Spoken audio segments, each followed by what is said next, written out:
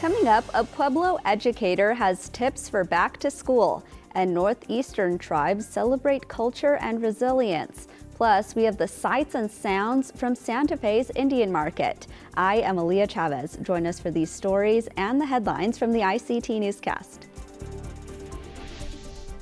This program is made possible by the Corporation for Public Broadcasting, a private corporation funded by the American people.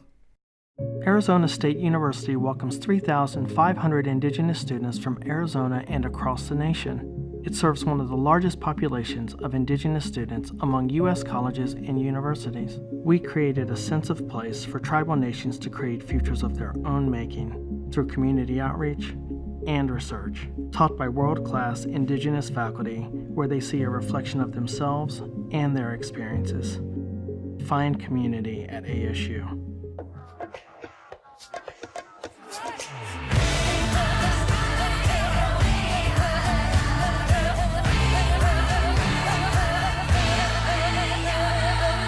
This is the ICT Newscast with Lorilei Chavez. Amarawa Hopa, thank you for joining us. We start today in Miami, Florida, where we previously reported the story of an orca who was finally going to be returning home in 2024. Sadly, Scully Chucktanot has died. The 7,000-pound whale, which was also named Tokate, which is a Salish word meaning nice day or pretty colors. She spent 53 years of her estimated 57-year life in captivity and was the subject of a widespread campaign calling for her return to her home waters near Seattle. Earlier this year, the owners of the Miami Sea Aquarium agreed to begin her release, and even the owner of the Indianapolis Colts football team said he'd cover the costs.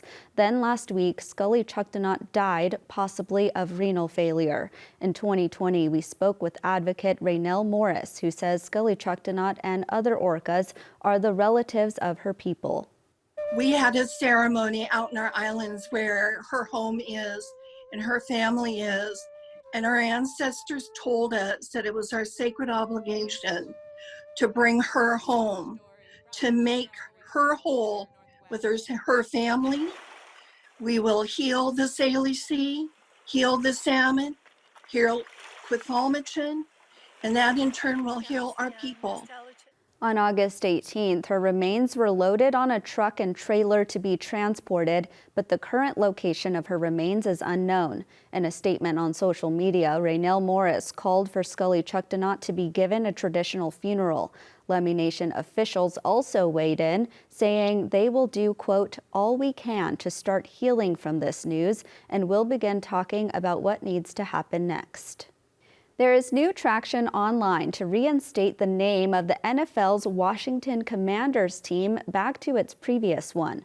A Change.org petition started by the group, the Native American Guardians Association, has over 100,000 signatures. It was started on June 21st and calls for the R word to be restored to the Washington football team, now called the Washington Commanders. The R word name, which is a dictionary-defined racial slur, was replaced in 2020 at the celebration of many Indigenous people. Supporters of the national advocacy campaign Educate Not Eradicate contend the original name honors Native heritage and changing it reflects a denial of U.S. history. Other advocacy groups like Illuminative are pushing back on that narrative, saying Native mascots dehumanize and objectify Indigenous communities. It is unclear what the name will be as the organization undergoes rebranding and new ownership changes.In California, a tribal nation is knee-deep in a land-back fight, working to reclaim its ancestral lands. For more than 4 decades, the Northern Chumash Tribal Council has been pushing for the federal government to establish the Chumash Heritage National Marine Sanctuary. To get there, it must get approval from the National Oceanic and Atmospheric Administration. The proposed designation would cover 7,000 square miles along the Central California coastline and even into the Pacific Ocean. The Tribal Council says it has been encouraged by the Biden administration's work to protect other sacred places like Avikwame in Nevada and Baj Nawabjo Ita Kukveni in Arizona. So far, advocates say the designation would be good news for conservation efforts, would generate an estimated $23 million for the economy, and create 600 new jobs. Up next, the tribal nation says it expects for the National Oceanic and Atmospheric Administration to open its public comment period soon. And those are the headlines for the ICT Newscast. It's back to school time and many have already started. Lorilei Chavez, who happens to be my sister, teaches at Santo Domingo Pueblo Elementary and Middle School in New Mexico. Here she is with advice for all generations. Good afternoon, everyone. My name is Lorilei Chavez. I am currently working at Santo Domingo School within Bernalillo Public Schools, and this year I'm teaching middle school social studies. You just started school. Tell us what you are observing in the behaviors of your students this year. So a lot of the things I'm seeing is I'm seeing excitement. I have kids coming. This is my third year of teaching them. So going from 6th grade to 8th grade, they're ready to be the seniors of the middle school. I see nervousness. I see kids who are nervous about taking off their masks for the first time. We're going back into full settings of school, and we do have availability for masks, but really feeling comfortable with their body and their faces that they haven't shown the world in 3 years. And then another thing I'm seeing is a little bit of anxiousness as far as what friends am I going to make? Who's my new teacher? There are new students coming to my school.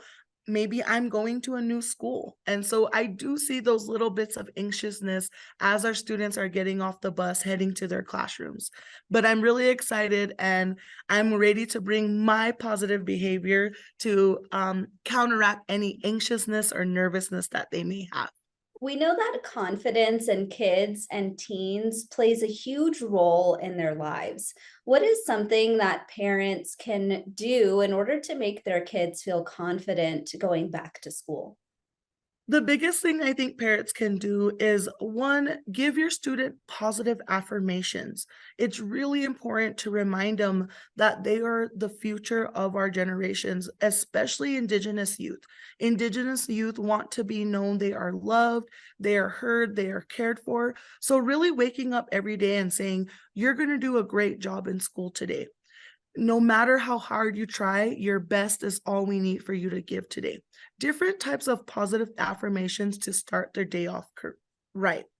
Other things you can do is continue those things throughout the year.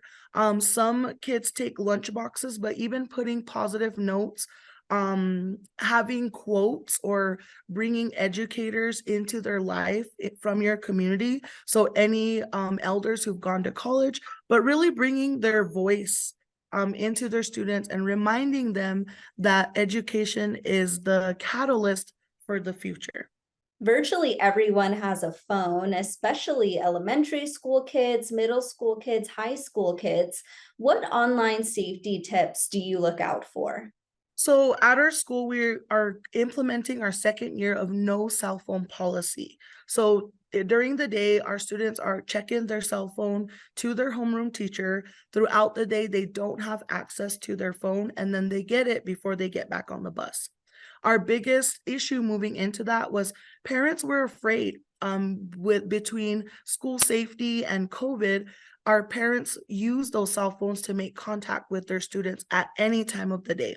So really reassuring parents in your community that they still can have access to their student anytime during the day through the school office or through school personnel. The second piece is really talking to your student about being a responsible cell phone owner. Really showing them what's appropriate cell phone time usage, what is not appropriate. And that may even lead to having more conversations within your family and with parents as far as how do we set boundaries with technology and how do we have a good relationship with technology? Because as much as we don't want to admit it, technology is going to be a relative of ours and we have to practice kinship with technology. So just really being conscious of that and approaching it with that mindset. We know that lots of urban Native American kids are heading back to school. What message would you have for those students who might be a little nervous to walk into a classroom where they're the only Native student or they don't see Native teachers in their hallways? You do not have to hold the entire Indigenous world on your shoulders. What you do is you bring your beautiful understandings, you bring your language, you bring whatever Indigenous capacity you have to the school, and that's all you need to be. The hardest part within schools across the country is there's not enough teacher resources or training to teach maybe non-Native or teachers that have not taught Indigenous students before. How do you show up for Indigenous students? How to not offend, how to not celebrate things like the typical Thanksgiving narrative, and really honoring things like land back, land acknowledgement, current issues in Indigenous communities. Other things urban Native students can do is make connection to urban Indigenous communities. All throughout America, our Indigenous peoples have been relocated, but we have found ways to connect in big cities and create spaces where we feel at home and feel connected. So not only can you seek those in your big cities or the urban areas that you live, but you can also recreate those spaces within your school. So starting a Native American club, starting any type of Indigenous programming or initiatives at your school is something you can take on that will not only help you, but maybe help out another Indigenous students that didn't know or maybe needed the same kind of help that you do. Last year, I asked you if you had a message for your fellow Indigenous educators, so I'll ask you the same thing again this year. I want to first start with honoring yourself, your mind, your body, and your soul. As Indigenous educators, we show up every day and we give our entire energy, our love, our grace to all our students. And the hardest part is really taking that moment or taking that time to pour back into yourself. So whether it's you're taking 5 minutes to go feel the rays of the sun on your body, or you go outside and you take a deep breath of Mother Earth's air, and that's what sustains you or gives you a little bit of peace and healing to keep you going through your day, doing things on the weekend to help you feel better and feel ready to go back each week and be the best teacher that we can be for our students. And I say that because I know in our schools, we spend a lot of time thinking about student SEL, but we don't spend a lot of time on teacher SEL. And so it is hard, but we do have to take that capacity in our hands and try our best to do the things that we can do so that we can show up and be those amazing, influential, important Indigenous teachers that are in our schools across the nation and across the world. Well, my beautiful sister, I am so proud of you, and I hope that you have the very best school year. Thank you so much for taking the time to join the ICT Newscast today. I appreciate your time. Thank you for having me. And back to school, teachers. Have a great year. ICT's Stewart Huntington has been back east to see family and report from tribal nations we often don't hear about. He visited Wabanaki Territory, where ancient traditions are growing strong again, and nowhere is that more visible than at the Passamaquoddy Days celebration on the Passamaquoddy Reservation. For nearly 6 decades, the people of the Dawn have used the growing event as an annual touchstone for their culture and lifeways.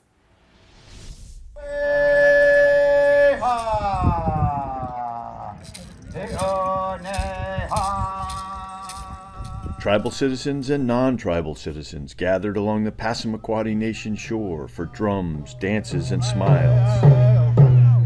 But the day also had deep meaning.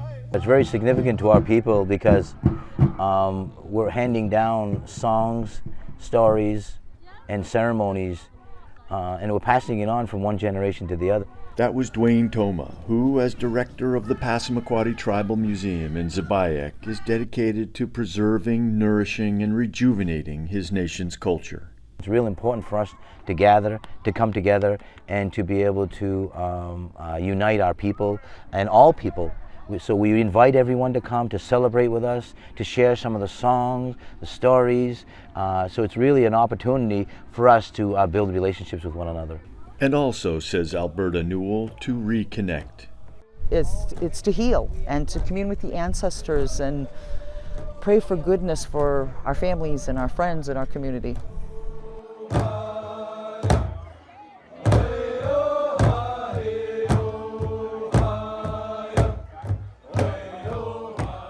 It gives us time to family, friends, people we haven't seen all year that come together, especially COVID, that can come together and we can just reconnect and meet all the new babies and meet all the new spouses, or even grieve for those who have passed on.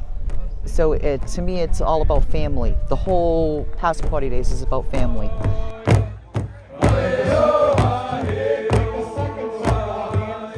And being with friends and having good thoughts and eating and dancing and singing and drumming and just being with everybody. That's what I find important.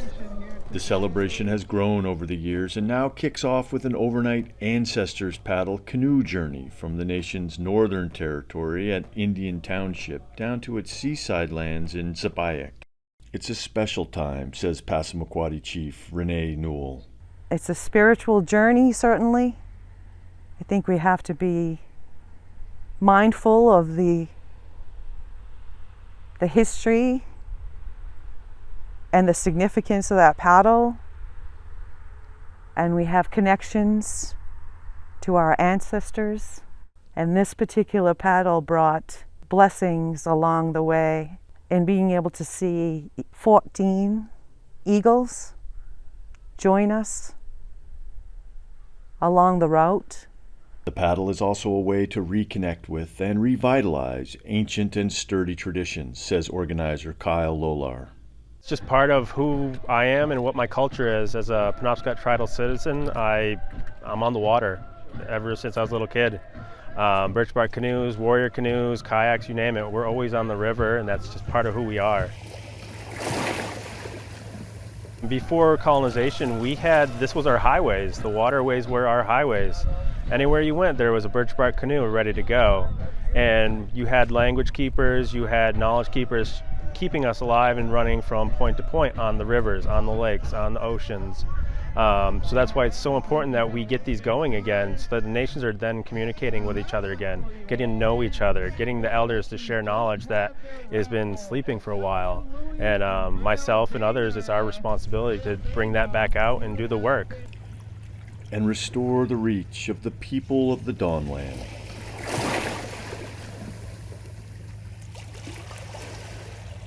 Actually, that's Canada right there, and this bay is named the Passamaquoddy Bay. So we have a deep relationship and a connection to the ocean. So the water is very sacred to our people. According to us, it's been handed down since time immemorial that, that is Passamaquoddy Territory. So that political border, and that's exactly what it is, it's a political border. So we don't recognize that political border. We have to deal with it all the time. It's just an ongoing process to be able to, work with these officials regarding the border. The home of the Mashpee Wampanoag is Cape Cod, Massachusetts. The tribe embarked on some major cultural and economic rejuvenation projects, but only after turning back the latest challenges to their homelands. ICT's Stewart Huntington has this report. The Mashpee Wampanoag are no strangers to resistance and resilience. The citizens of the coastal tribe have, after all, been fighting for their land and lifeways since before the Pilgrims landed at nearby Plymouth Rock. They fought in the 1970s to finally win federal recognition as a tribe, and they fought all the way into this year when a federal court threw out the final challenge to their reservation boundaries and tribal status. The win allowed tribal leaders to exhale a bit and turn to rejuvenation efforts, like the weeks-long Preserve Our Homelands camp for youth, or the pre-contact home site under construction under the guidance of tribal citizen Talia Landry. Our land and trust status has been reaffirmed, so it hasn't been as difficult to try and get things built or to do things on our own land, because our focus was on fighting for that land. And so with the leaders and legislation kind of focused on that, it's hard to get little projects, or even, this is a big project, a huge project like this done. A summer Witu that would have been home to a single family is fully framed. The garden is in with the three sisters, corn, beans, and squash, happily at home together. Reeds for Witu mats dry in a barn.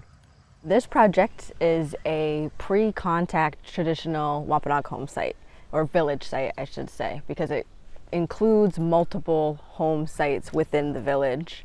And the essence of it is an interactive museum that you go through the seasons and you see how our ancestors would live pre-contact, 1700s, of how our traditional homes were, our activities that we would do. So there's like a, fishing area, like tanning area, just even recreation. But it's not just homes, said cultural advisor Chanulke Poknet. We're putting a whole footprint in of a whole home site, winter and summer, with connecting trails and signage and informative plants and herbs that we have native to here, so that we have more awareness of our native plants and medicines within our community and outside of our community for people who come in to learn.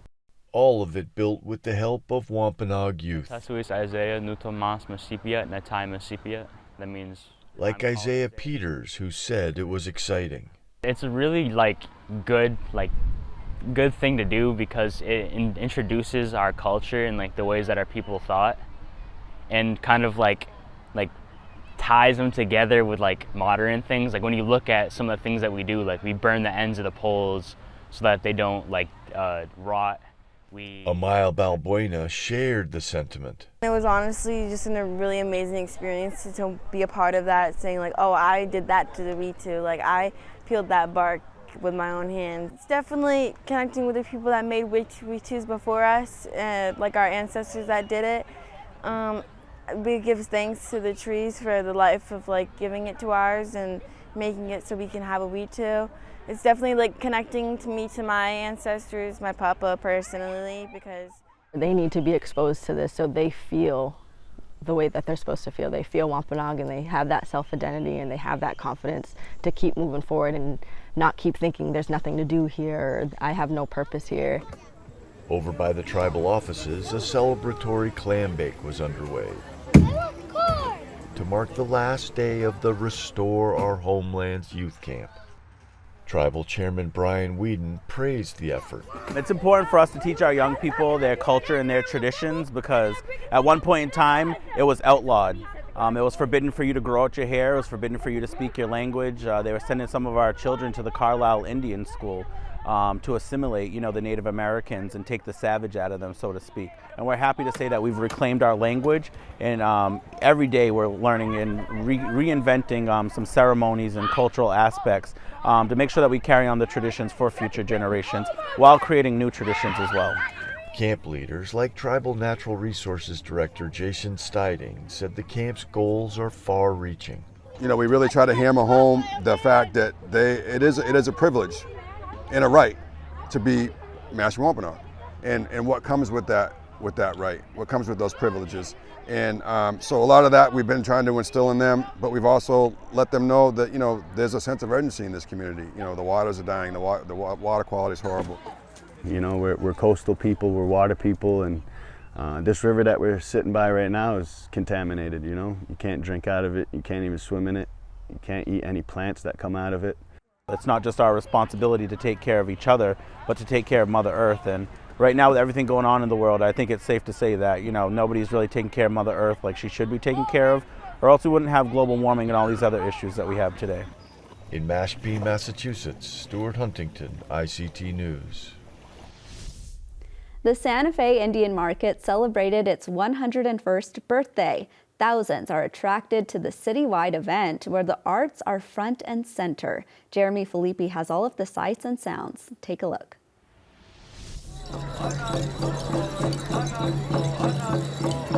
It's been really great. It's been busy. Our artists are happy. Our booths are full, traffic is great, and sales are up.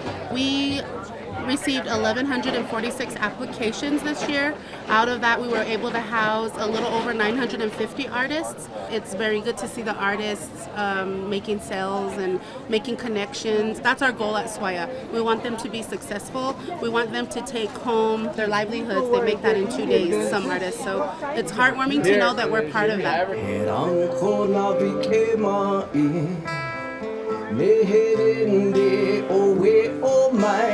It was a surprise for sure. Wasn't even thinking about it. Didn't even think of the possibility of it even being Best of Show. I wasn't thinking about it in that kind of a way. It was, something that I just made. Incredible. I'm still, just reeling over it. Bro! With no chili coming, okay? Rosie! Everything is made fresh. It's made here on site. We pay attention to what we're serving. We think about ourselves if we go and visit an outside company or a restaurant, and we want to feel like, we're getting what we want, what we ordered, and we feel like that's what we need to do here. It's a 100% Native Navajo woman-owned business. My girls run it. We all participate. We all contribute. The kids operate it, and then my grandkids are often here. So they'll pitch in. And so they kind of grow up into business, and they're learning. And that's a slice of our Indigenous world. For all the latest, visit ictnews.org. From all of us in the newsroom, stay safe, my relatives.